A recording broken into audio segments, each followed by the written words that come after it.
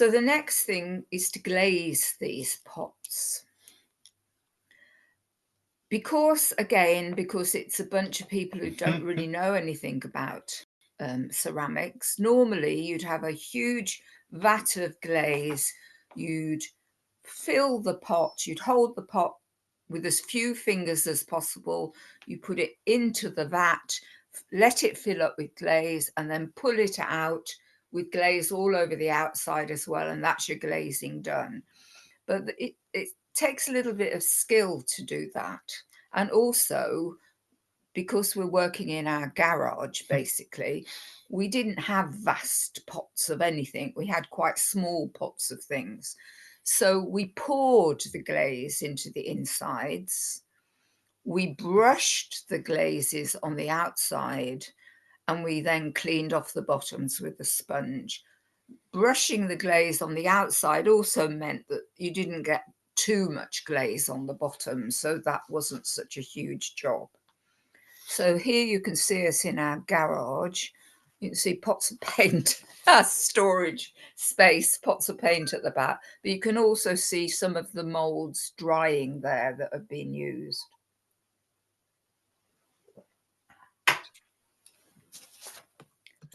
And that's that other one again, showing pouring into a lid there for glazing.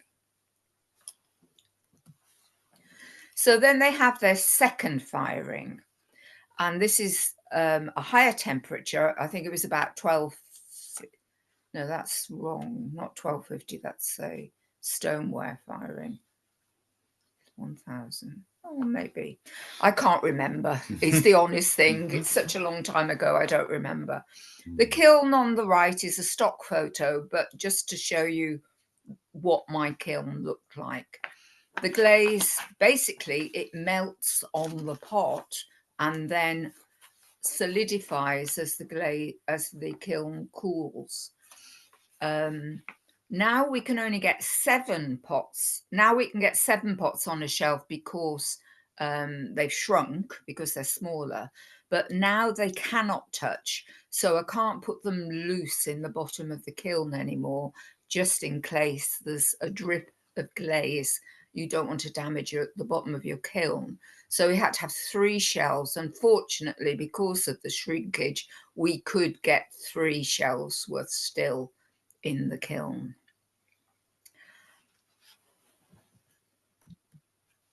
So there's a picture on the right of my kiln.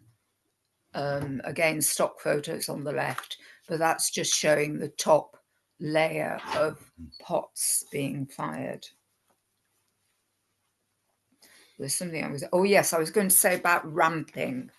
Although you use the pyrometric cones to check the final temperature, you need to be careful about how you take a firing up. If you go up too fast, your pots will explode.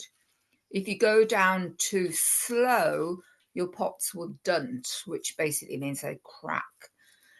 And you need to hold a glaze firing a few moments, 5 or 10 minutes, at the maximum firing for the glaze to fully mature. Now, fortunately, I had an electronic kiln controller that controlled the ramp up, the hold, and the ramp down. So all I had to do really was peer through the hole and just check the top temperature.